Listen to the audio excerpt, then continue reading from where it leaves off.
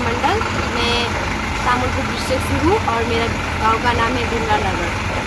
मैं इधर आके बहुत खुश हूँ और हमें सर लोग लेके आए हैं तो हम बहुत ही खुश हैं।